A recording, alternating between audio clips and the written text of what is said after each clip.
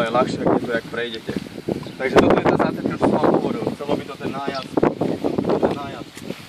Skočiť sem, plynulo nájazd, tuto nachádzaš a tu už začínaš, hej.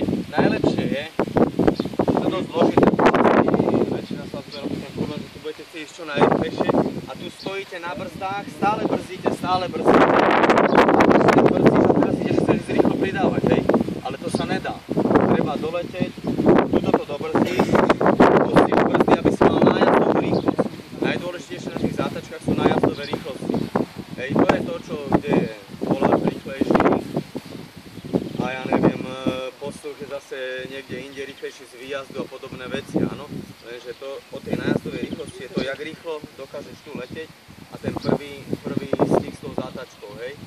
Lebo hovorím, vy brzdíte, keď bude rozbitá tá trať, tak budete brzdiť, ono treba pustiť cez tie najväčšie hrby, pozerať sa na to, lebo vy keď brzdíte, motorka je zatlačená, už vám péruje asi 10 cm z tlmiču iba, hej.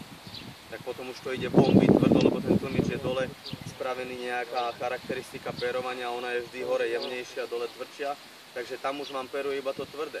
Takže treba tomu ulahodiť. KTM-ka bola špecifická na to, že nemala prepákovanie vzadu, takže viacej kopala, tá motorka bola viacej postavená, tak ste museli. Jan Zaremba veľmi dobre to dokázal ovládať vtedy, proste krásne, on išiel po tých hruboch a on úplne ulahodzuje. Neviem, kto z vás pozerá americký motocross alebo podobne, ale posledný závod, čo bol South Peak, tak bol to dosť masaker, akože piesok a tam by ste to videli krásne, jak s tými nohami a úplne pustia tú motorku, hej, netreba ju úplne krčovico držať, ona môže poskakovať to zadné koleso, vezme na motokrose, hej, o to vlastne ide.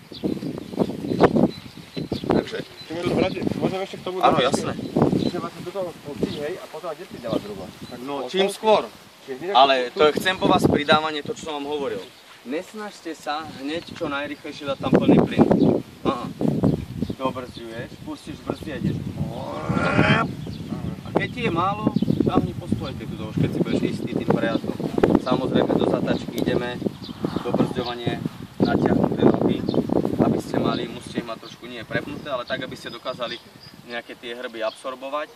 Sadám dopredu k nádrži a jak sadám k tej nádrži, pokladám sa a už jemný plyn dávam, dobre?